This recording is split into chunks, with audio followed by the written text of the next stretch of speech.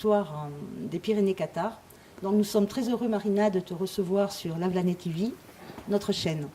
Donc si tu pouvais te présenter le Pays d'Art et d'Histoire, le label, déjà revenir sur l'historique.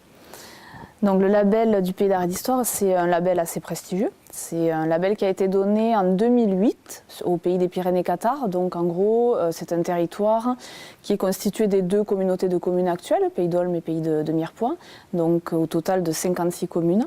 Donc c'est un label qui a été donné à la suite de 2 ans en fait, de candidature et qui est un projet, on va dire, de territoire, un projet culturel mais aussi social et économique.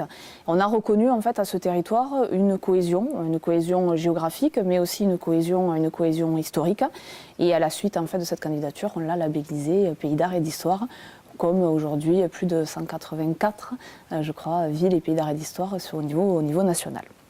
D'accord. Donc toi, tes prérogatives, tu t'occupes de quoi au sein de ce Pays d'Art et d'Histoire? Moi aujourd'hui je suis l'animatrice du Pays d'Art et d'Histoire. Donc en gros mes missions c'est de faire vivre ce label.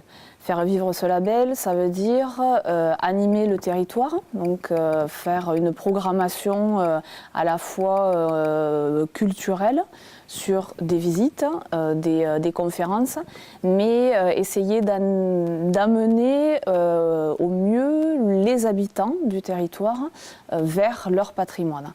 Donc de façon, on va dire, classique, entre guillemets, par le biais de visites, ateliers, conférences, mais aussi par le biais de visites qu'on appelle aujourd'hui décalées, c'est-à-dire par les visites à bord d'un canoë ou avec l'aide d'un drone, essayer de faire que les habitants du territoire s'approprient leur patrimoine.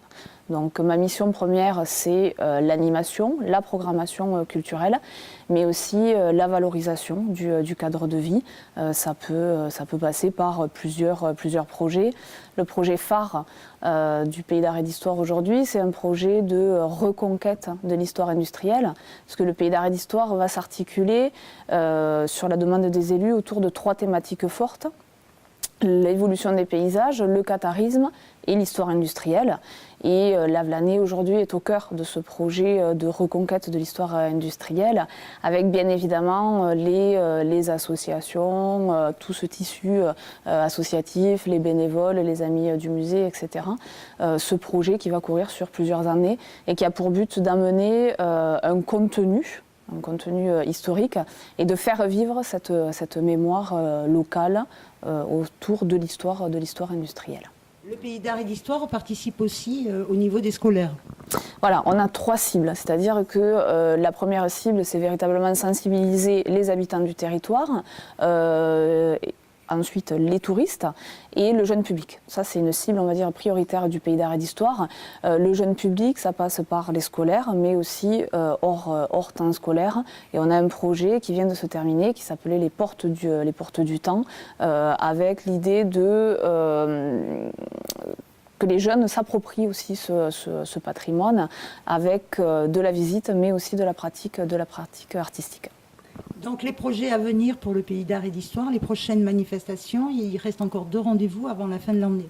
Voilà, on a 2 programmes d'animation, un programme printemps, un programme automne. En gros, on a des animations, une programmation itinérante sur les 56 communes et en gros de avril jusqu'à fin décembre. Prochain rendez-vous, c'est à La Roque avec une conférence sur les Achères qui était une grande famille de marchands du Pays d'Olme.